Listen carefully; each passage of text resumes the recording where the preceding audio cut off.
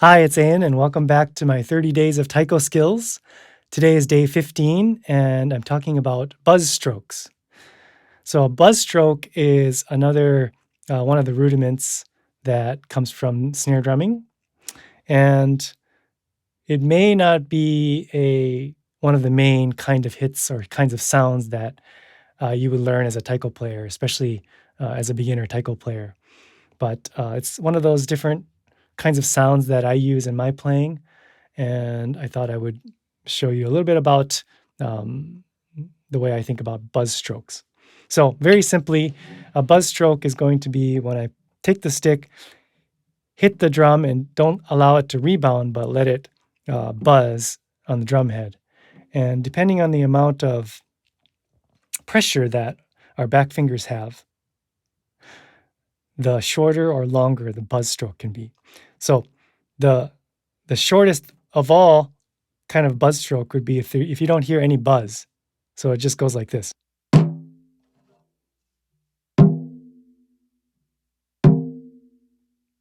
Okay. So that's what I would maybe call a dead stroke or uh, dead stop, where you're not really allowing the stick to rebound at all. So in that case, I'm really gripping tightly enough that there's no play whatsoever, and the stick just kind of mutes the drum in a certain way. So just back off a little bit with the pressure, and we start to get a buzz like this.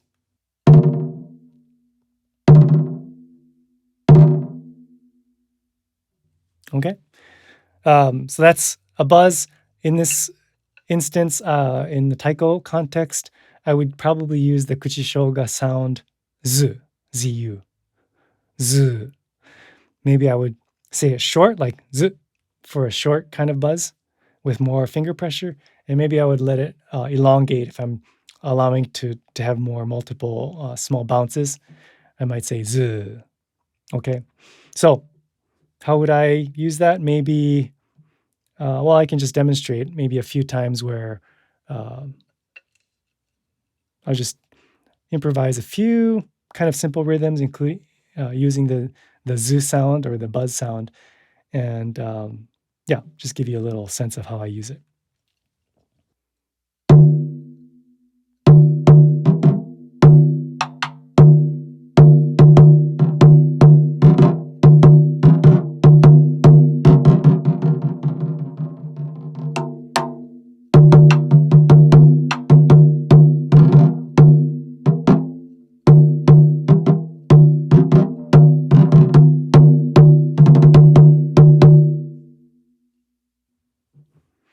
So in this case, I have to constantly go back and forth between a nice, relaxed um, rebound stroke and grabbing the back fingers a little bit more so that there's more pressure, and that going back and forth is something that takes some getting used to be able to do that. So, of course, we could make a simple exercise so we get better control of the zoo.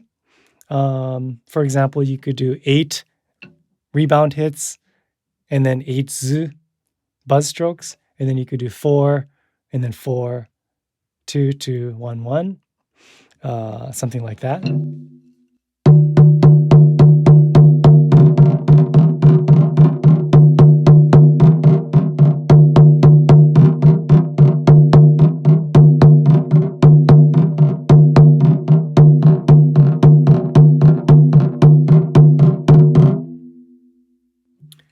And then go back and do left hand lead. There's things like that where we can just get used to transitioning between the rebound stroke and the buzz stroke. Um, Maybe hearing that if you have studied or seen the Hachijo style of taiko playing, that might be a place where you've seen a buzz where you don't let that stick rebound as you're playing. That's one place that maybe you have seen this kind of buzz stroke.